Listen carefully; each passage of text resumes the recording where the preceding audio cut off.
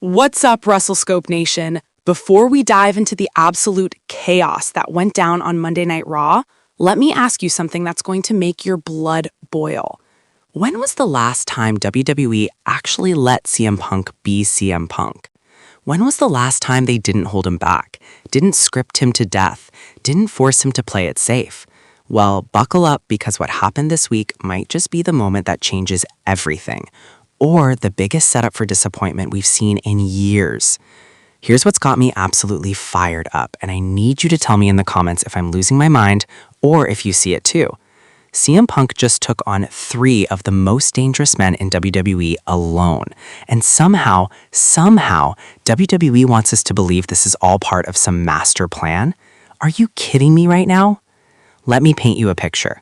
Bron Breakker, the same monster who's been demolishing everyone in his path like they're made of cardboard. Bronson Reed, a 330-pound wrecking ball who literally put Seth Rollins on the shelf. And Paul Heyman, the wisest man in professional wrestling who's orchestrated more career assassinations than we can count. And CM Punk is supposed to stand tall against all 3 of them in one night? Either CM Punk has officially reached God-tier status, or WWE Creative is playing us for fools. And honestly, I don't know which scenario makes me angrier. Drop a comment right now, Team Punk is unstoppable, or Team WWE is burying logic, because we're about to dissect every single second of this insanity. Let's rewind and break down exactly what went down, because the implications of this Raw episode are going to echo through WWE for months, possibly even into WrestleMania season.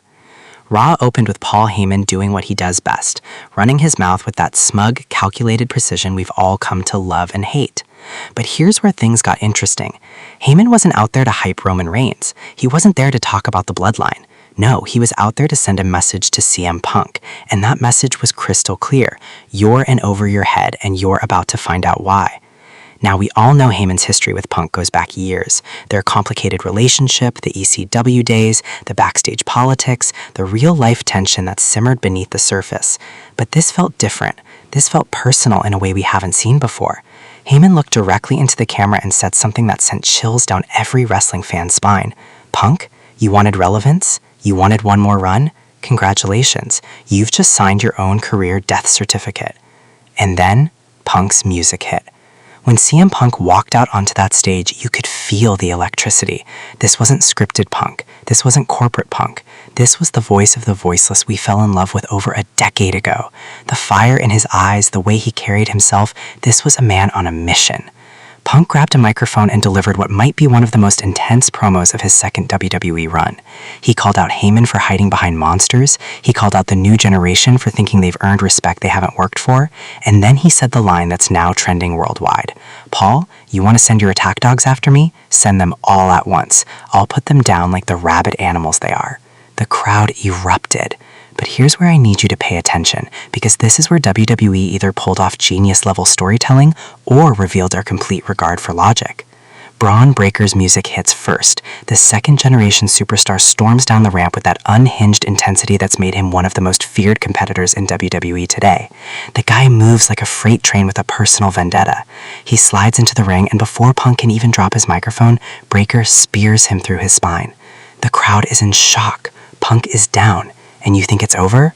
Oh, no, because here comes Bronson Reed, music blaring, that 330-pound frame of pure destruction, making the ring shake with every step. Reed climbs to the top rope, and you know what's coming, the tsunami. He launches himself through the air, and the impact sounds like a car crash. Punk is being destroyed. This is an execution. Security tries to intervene, referees are swarming, but Breakker and Reed are possessed. They're not just attacking Punk, they're trying to end him. Heyman is standing at ringside with that sinister smile, orchestrating the whole symphony of violence like the mastermind he is. And this is where things get controversial, Wrestle Scope Nation. Somehow, after taking a spear that would hospitalize a normal human being and a tsunami that should have legitimately sent him to the emergency room, CM Punk starts to stir. The crowd is losing their minds. Punk is feeding off their energy, and you can see it, that supernatural resilience that defines only the truly elite performers. Punk catches Breakker with a surprise roundhouse kick. He dodges Reed's charging splash and sends him crashing into the ring post. The momentum has shifted, and the impossible is happening before our eyes.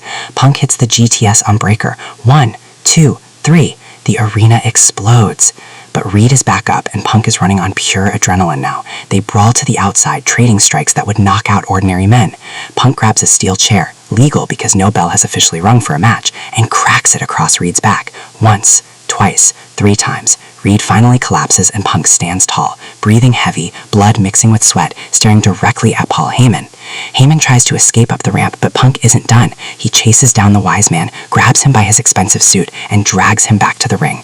The crowd is chanting CM Punk at deafening levels. Punk throws Heyman into the ring, and for the first time possibly ever, we see genuine fear in Paul Heyman's eyes.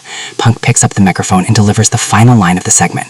Tell Roman, tell The Rock, tell whoever you're working for now. CM Punk doesn't just beat monsters. I create legends out of the bodies I leave behind. This was just Monday. Wait until you see what I do on Saturday night. Raw goes off air with Punk standing tall over 3 fallen bodies, and the wrestling world is left asking one massive question. Now let's talk about what this really means. Is WWE actually building CM Punk as an unstoppable force heading into their next premium live event? Because if they are, they've just elevated him to a level we haven't seen since his original run, maybe even higher. Punk just defeated 2 of WWE's most protected monsters and outsmarted their greatest manipulator in one night. But here's my concern, and tell me in the comments if you share it. Is this sustainable? Can WWE maintain this level of intensity without making everyone else look weak? Breakker and Reed are supposed to be future world champions. Did this segment help them or hurt them? Some fans are celebrating this as peak CM Punk. Others are calling it terrible booking that buries young talent. And honestly, both arguments have merit. This is the tightrope WWE walks when they bring back legends. How do you make them matter without sacrificing the future? What we do know is this. CM Punk proved once again why he's called the best in the world. Whether you love him or hate him, whether you think this was brilliant or reckless, you cannot deny that CM Punk is the most compelling character in WWE right now, and that's not even up for debate. Wrestle Scope Nation, this Raw will be talked about for years. CM Punk just reminded everyone why he's a generational talent, why he's box office, and why WWE can't afford to waste a single second of his return. But I want to hear from you. Was this the greatest CM Punk moment of his second run, or did WWE just jump the shark? Are Breakker and Reed buried, or are they being positioned for an even bigger comeback? And what role is Paul Heyman really playing in all of this? If this breakdown got you as hyped as that Raw segment got me, smash that like button right now. We're building the most passionate wrestling community on YouTube, and I need you to be part of it. Subscribe to Wrestle Scope and hit that notification bell so you never miss our instant reactions, deep dives, and hot takes on everything WWE, AEW, and beyond. Drop your thoughts in the comments. I read every single one, and the best comments get featured in our next video. Share this with your wrestling crew because trust me, they need to see this breakdown. We're just getting started, Wrestle Scope Nation. The road to WrestleMania is heating up, and we're going to be here for every twist, turn, and controversy. Until next time, keep your eyes on the scope, and I'll see you in the next one.